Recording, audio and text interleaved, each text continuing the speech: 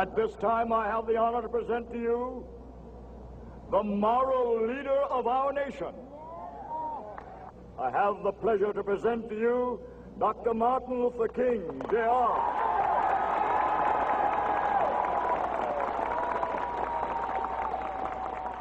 I am happy to join with you today in what will go down in history as the greatest demonstration for freedom in the history of our nation.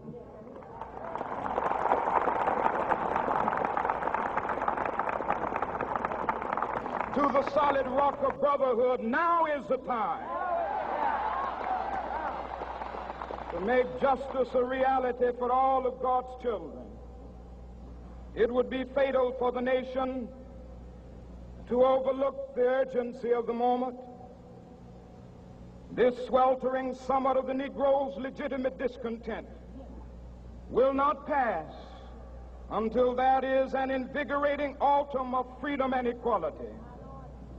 1963 is not an end, but a beginning.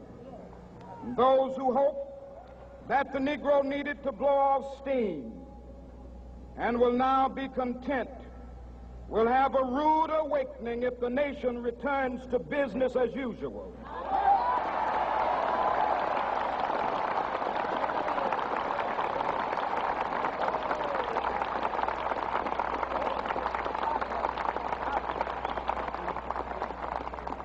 There will be neither rest nor tranquility in America until the Negro is granted his citizenship rights. The whirlwinds of revolt will continue to shake the foundations of our nation until the bright day of justice emerges.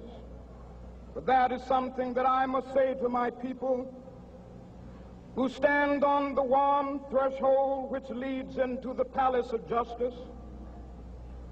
In the process of gaining our rightful place, we must not be guilty of wrongful deeds.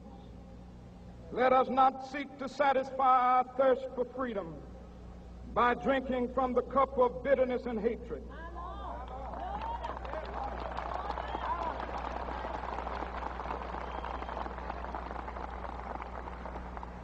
We must forever conduct our struggle on the high plane of dignity and discipline. We must not allow our creative protests to degenerate into physical violence.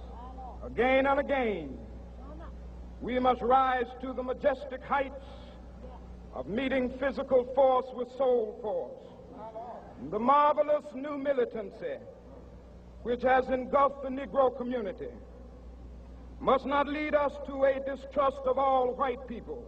For many of our white brothers, as evidenced by their presence here today, have come to realize that their destiny is tied up with our destiny.